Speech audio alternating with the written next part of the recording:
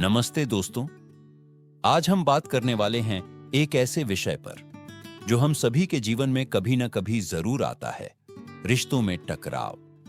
क्या आपने कभी महसूस किया है कि जिन रिश्तों को संभालने में हमने इतनी मेहनत की, वो धीरे धीरे कड़वाहट से भरते जा रहे हैं?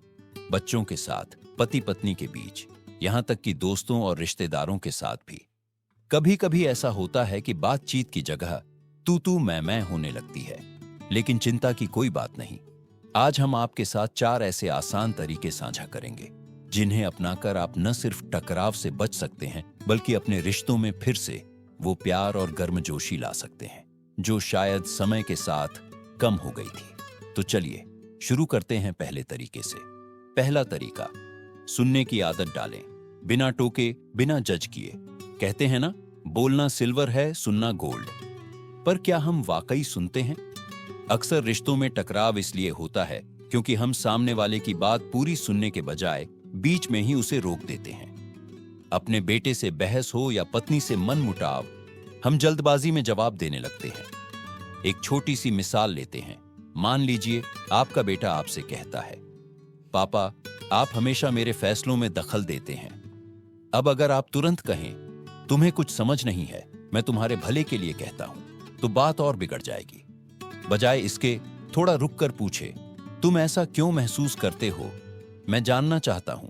इससे सामने वाला महत्वपूर्ण महसूस करेगा और बात आगे बढ़ने का मौका मिलेगा। दूसरा तरीका, गुस्से पर काबू पाएं। थोड़ा टाइम आउट लें। गुस्सा आना स्वाभाविक है, पर उसे रिश्तों पर हावी होने देना ठीक नहीं। जब भी लगे कि बात बढ़ रही है, तुरंत कोई जवाब देने के बजाय खुद से कहें, अभी नहीं, बाद में बात करूंगा। उदाहरण के लिए, अगर पत्नी किसी बात पर नाराज होकर कुछ ऐसा कह दे जो आपको बुरा लगे, तो तुरंत रिएक्ट करने की जगह गहरी सांस लें और कहें, चलो अभी हम दोनों का मूड ठीक नहीं है, थोड़ी देर बाद बात करते हैं। ये छोटा सा टाइम आउट आपको शांत होकर सोचने का मौका देगा और बाद में बातचीत ज्यादा अच्छे से हो पाएगी। अगर आप ये वीडियो देख रहे हैं और आपको यह जानकारी काम की लगी हो, तो नीचे 2 लिखकर बताइए कि आप हमारे साथ हैं। और अगर आपने अभी तक सब्सक्राइब नहीं किया है तो जरूर करें और बेल आइकन दबाएं ताकि आप भविष्य की जरूरी जानकारियों से कभी न चूकें। आपका साथ हमें ऐसी उपयोगी और प्रेरणादायक सामग्री बनाने के लिए हौसला देता है। चलिए अब आगे बढ़ते हैं। तीसरा तरीका, छोटी छोटी बातों में प्यार जताए। क्या आपको याद है वो समय जब आप और आपके पति या पत्नी नए नए शादीशुदा हुए थे? छोटी छोटी बातों पर ध्यान देना, एक दूसरे की तारीफ करना, बिना मौके के भी गिफ्ट देना, ये सब चीजें धीरे धीरे कहां गायब हो जाती है। जैसे जैसे उम्र बढ़ती है, हम समझदार तो हो जाते हैं, लेकिन कहीं ना कहीं रिश्तों में वो मस्ती और रोमांस कम होने लगता है।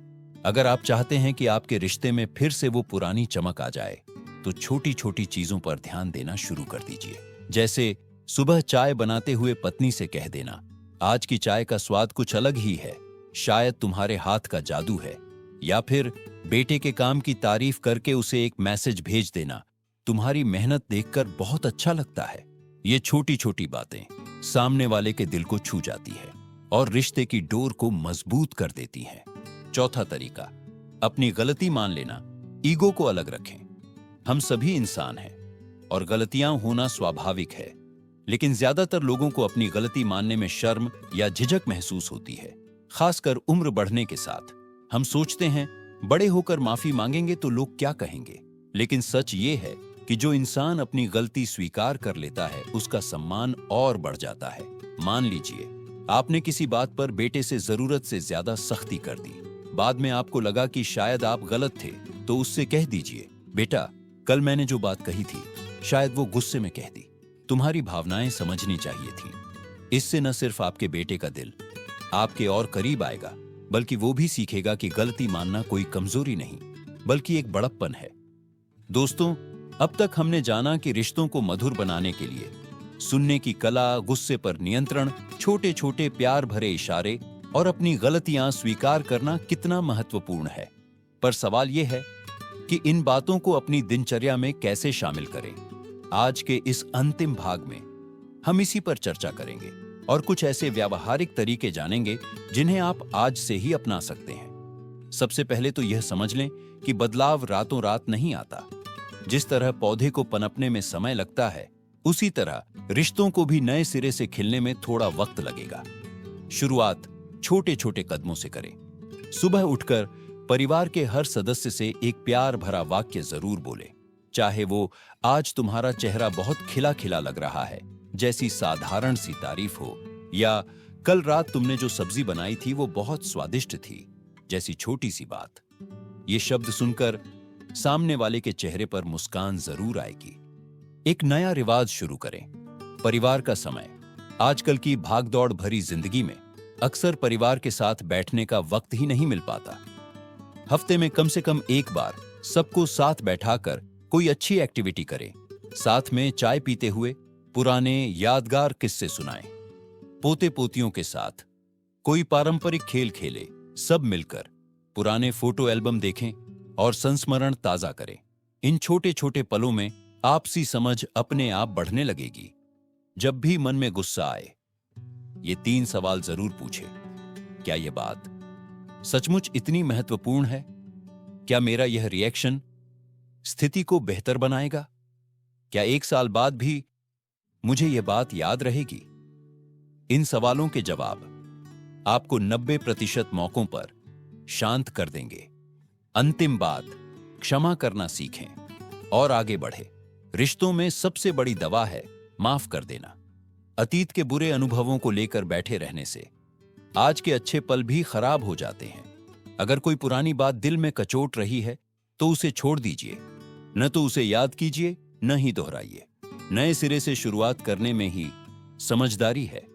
दोस्तों, रिश्ते तो जीवन के सबसे कीमती उपहार हैं। इन्हें संभाल कर रखने के लिए थोड़ा प्रयास, थोड़ा धैर्य और बहुत सारा प्यार चाहिए। आशा है ये चारों तरीके आपके लिए उपयोगी साबित होंगे।